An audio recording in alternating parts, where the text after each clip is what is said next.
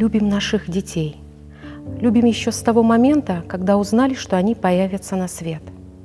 Мы хотим, чтобы наши дети были здоровы и счастливы. Мы стараемся уберечь их от лишних тревог и ненужных разочарований. Мы точно знаем, что некоторые слова просто не могут употребляться рядом со словом «дети».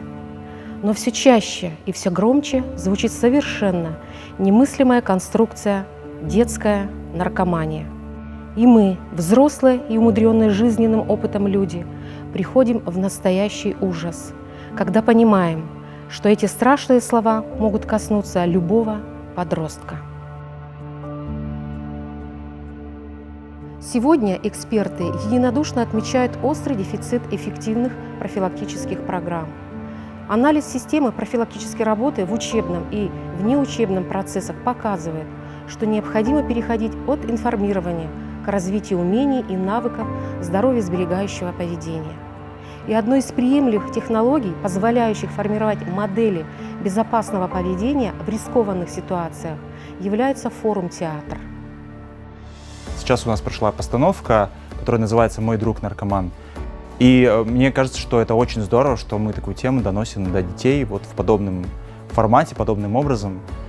И здесь у нас разыгрывается сцена, разыгрывается какая-то постановка, в которой дети могут быть задействованы. То есть они выходят и выражают свое мнение. То есть они действуют только так, как они хотят.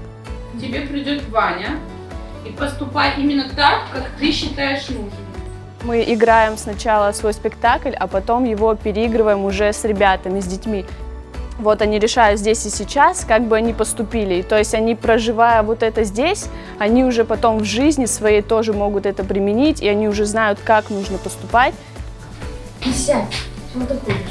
Вот формат этого мероприятия мне очень понравился, поскольку он необычный, и детям он больше близок.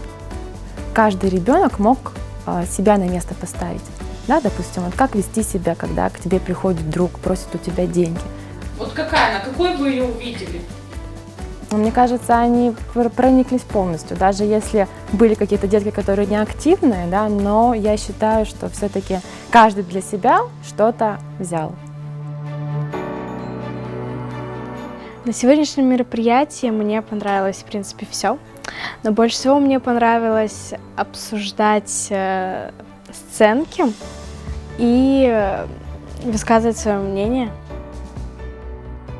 Самое интересное было вставать в роль того человека, которого ты хочешь изменить его поведение.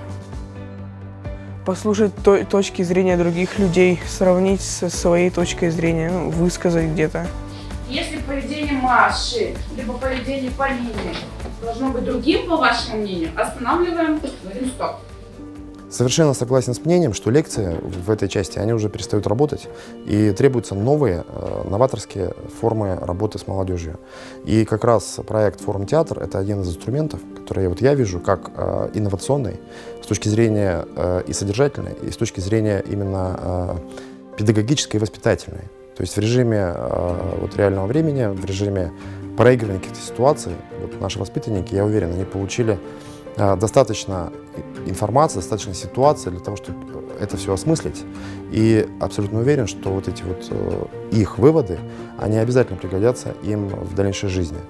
У тебя есть родители, ты всегда можешь подойти к своему и поговорить с детьми. О чем ты говоришь? Разговаривайте со своими детьми обо всем и всегда. Не жалейте времени, не уходите от сложных тем. Говорите о радостях и горестях, о победах и поражениях, о надеждах и планах, о друзьях и о свободном времени. Прислушивайтесь. Не экономьте ни чувства, ни эмоции, ни время. Не уходите от неприятных и неудобных тем. И тогда ваши уже подросшие, но все равно еще такие уязвимые дети никогда не будут вас огорчать и тревожить, а угроз для их благополучия будет меньше.